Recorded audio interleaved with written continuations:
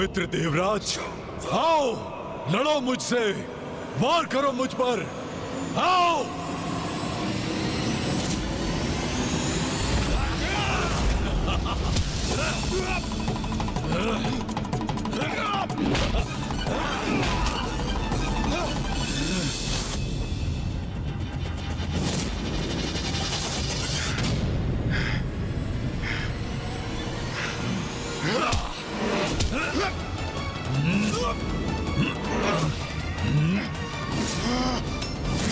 साहस है तो अब मेरे दिव्य ताप का सामना करो निशुम्भ।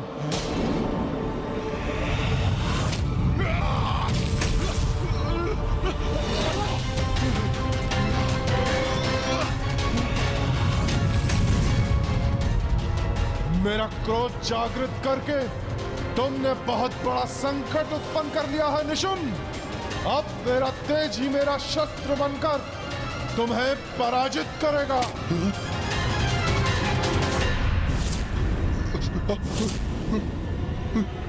सूर्यदेव के निरंतर प्रहारों का सामना करना कठिन हो रहा है मेरे लिए।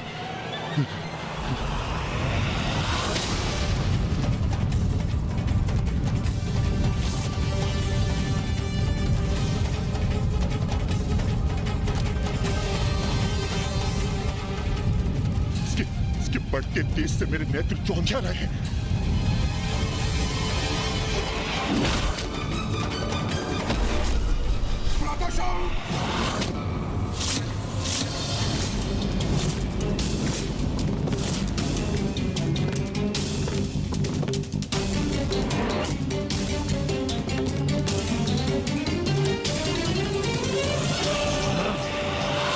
मेरे भ्राता निशुम्भ को आहत करने का दुस्साहस किया सूर्यदेव ने, उसका दंड अवश्य प्राप्त होगा सूर्यदेव को। अब असुर महानायक शुंभ के क्रोध का ऐसा ज्वालामुखी फटेगा जिससे देवता अपना बचाव कदापि नहीं कर सकेंगे। मुझे ज्ञात है शुंभ, तुम्हारे वरदान के कारण मैं तुम्हारा वध नहीं कर सकता, किंतु जैसे तुम्हारे अग्रज नमूची का वध किया था मैंने, वैसे ही तुम्हारा भी अंत करने का प्रयास तो कर ही सकता हूँ मैं। और यदि मैं उसमें असफल भी रहा तो आहत तो तुम्हें मैं अवश्य करूंगा।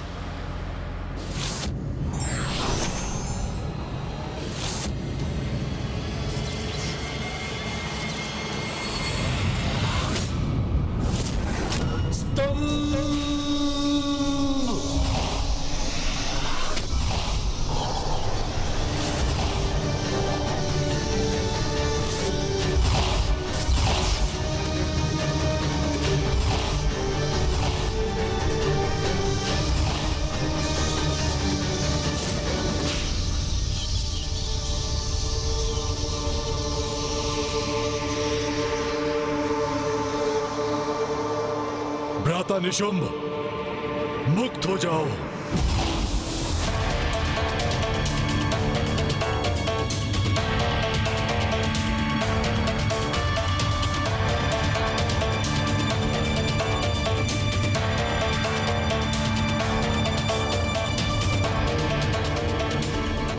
स्वर्ग होगा हमारा और वहां के बंदी होंगे ये देवता। जो घट चुका है और जो घटित हो रहा है मुझे भली भांति ज्ञात है पुत्री। क्या आपको सब कुछ ज्ञात है माँ? हाँ पुत्री, शुंभ निशुम्भ कैसा आतंक फैला रहे हैं वो मुझसे छिपा नहीं है। माँ, मैं और भैया यही समाचार आप तक पहुँचाने के लिए आपको ढूंढ रहे थे, क्योंकि हमारे अनुसार वो दोनों दुष्ट शुंभ और निशुंभ अवश्य स्वर्ग पर अपना अधिकार स्थापित करने के लिए किसी कुटिल योजना का निर्माण करेंगे और जिसे आप ही रोक सकती है माँ। इसलिए माँ, अब तो आप मेरे साथ लौट चलिए ना।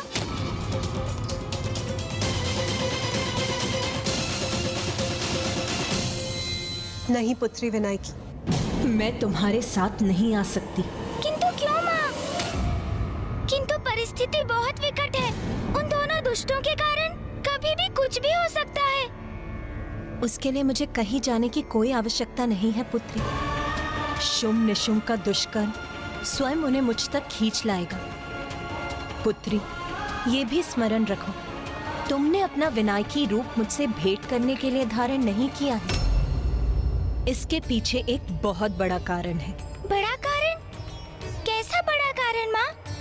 अब समय आ गया है कि त्रिदेवों और देवताओं के भीतर निहित नारी शक्ति प्रत्यक्ष रूप में प्रकट हो और शुंभ के भीतर छिपी नारी शक्ति भी बाहर आने पर विवश हो जाए, जिससे शुंभ और निशुंभ का वध हो सके और संसार इन दुष्टों के आतंक, दुराचार और अत्याचार से मुक्त हो जाए। शुंभ निशुंभ का वध करने के लिए हमें अपनी नारी शक्ति को उजागर करना होगा। किंतु माँ, जब मैं असुरों को पराजित कर सकती हूँ, नर रूप में आपकी सहायता कर सकती हूँ, तो मुझे स्त्री रूप धारण करने की क्या आवश्यकता है ना?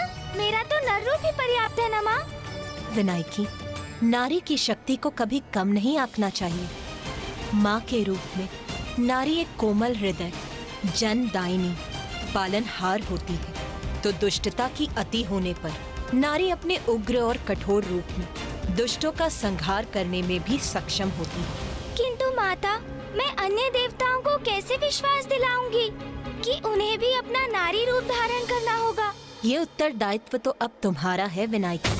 अपने समान अन्य देवताओं में भी नारी शक्ति को जागृत करो और शुंभ निशुंभ को मुझ तक आने को विवश करो, जिससे मैं उन्हें नारीत्व का उचित अर्थ बता सकूं और नारी के प्रति उसके किए अत्याचारों के लिए दंड दे सकूं। मुझे ज्ञात है कि माँ मुझे क्या करने के लिए निर्देशित कर रही है, किंतु मैं उस कार्य को पूर्ण करूँगी कैसे?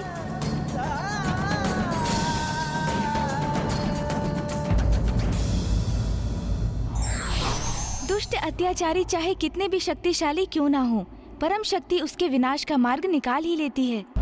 अपने समान अन्य देवताओं में भी नारी शक्ति को जागृत करो।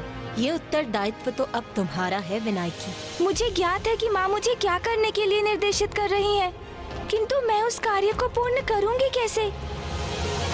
तुम्हें यहाँ से लौटना चाहिए पुत्र।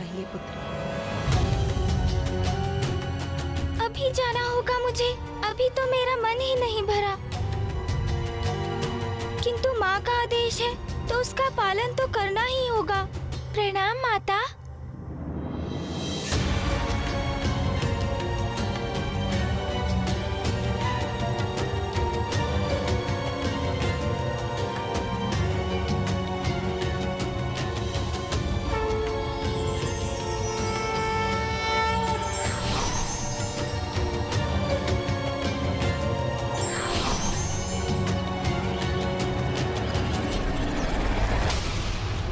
इंद्रदेव, तुमने मेरे भ्राता नमूची का वध किया और अब सूर्यदेव ने मेरे अनुज के प्राण लेने का प्रयत्न किया। ये उचित नहीं है इंद्रदेव। अब देखो, मैं असुर महानायक शुंभ तुम्हारे अपराधों के दंड स्वरूप तुम सबकी कैसी दुर्दशा करता हूं। सब मुक्त हो जाओ।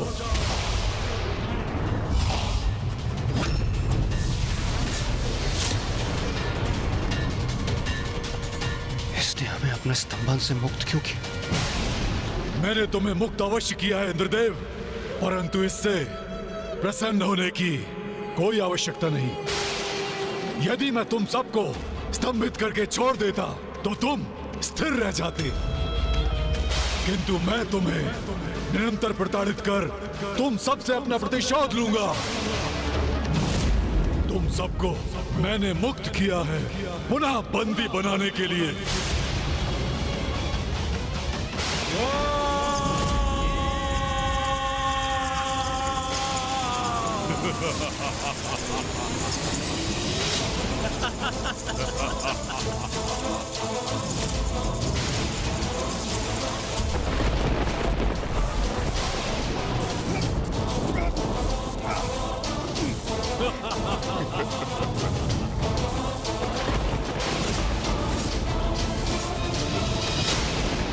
अब तो स्वर्ग पर मेरा इस असुर महानायक शुंभ का अधिकार हुआ।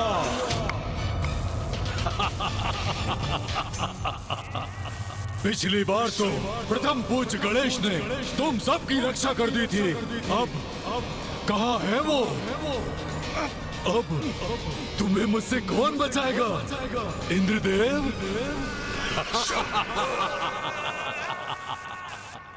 माँ, आपने मुझे अपने निकट आने की अनुमति दी, उसके लिए मैं आपकी कृतज्ञ हूँ। किंतु भैया की आपके दर्शन करने की इच्छा अपूर्ण रह गई माँ। अब ज्ञात नहीं उन्हें वो अवसर कब प्राप्त होगा, किंतु आप कब कैलाश लौटेंगी माँ? गणेश, भैया आ गए। कहाँ हो तुम अनुज? भैया तो कदाचित इस रूप में मुझे पहचान ही नहीं सकेंगे, असमंजस में पड़ जाएंगे वो। मुझे पुनः अपने गणेश रूप में आ जाना चाहिए। अरे नहीं, यही तो उचित अवसर है। अब यदि विनायकी का रूप धारण किया ही है तो भैया से थोड़ा आमोद प्रमोद भी हो जाए, आनंद आ जाएगा। गणेश, गणेश कहाँ हो तुम? कहाँ हो अनुज? गणेश, गणेश कहाँ हो तुम? स्वामी, कहाँ हैं आप? अनुज कहाँ हो? गणेश कहाँ हो अनुज?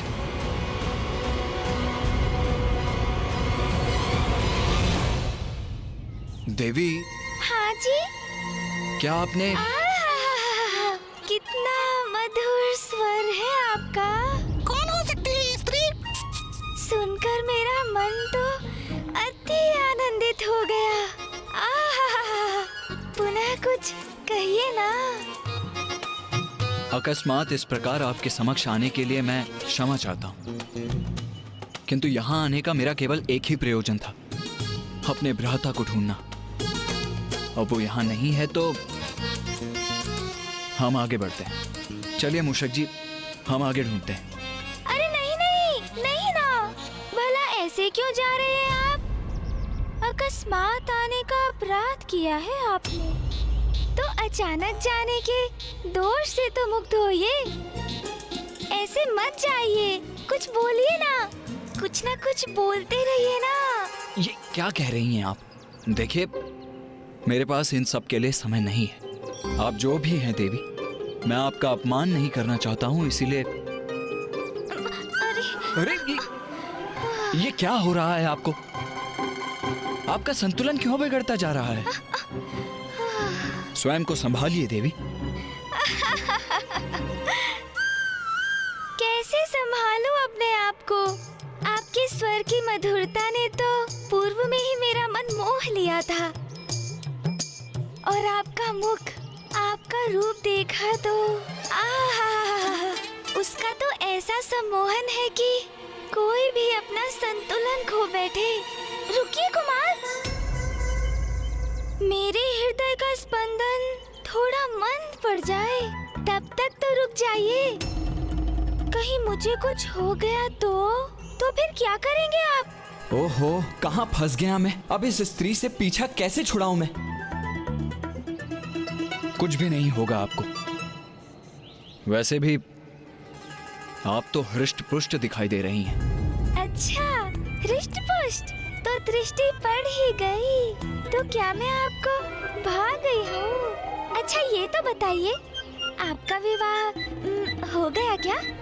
नहीं, नहीं देवी, ये तो अपना कर्तव्य निभाने में ही व्यस्त रहते हैं। विवाह का समय ही कहाँ है इनके पास? प्रभु अभी तक दिखे ही नहीं। ये तो अत्यंत शुभ समाचार है। आपको ज्ञात है, मेरी जन्म कुंडली के अनुसार विंध्याचल पर्वत पर मेरे द्वारा पुष्प तोड़ते समय अत्यंत सुंदर और तेजस्वी कुमार का आगमन लिखा है, और ये भी कि वो कुमार महादेव और देवी पार्वती के पुत्र होंगे, और उन्हीं कुमार से मेरा विवाह भी होगा। अरे ये तो पीछे ही पड़ गई है देवी। ये क्या कह रही हैं आप? अपनी मर्यादा की सीमा में रहिए। आपसे 2 संवाद हुए नहीं और आप तो विवाह तक पहुंच गई।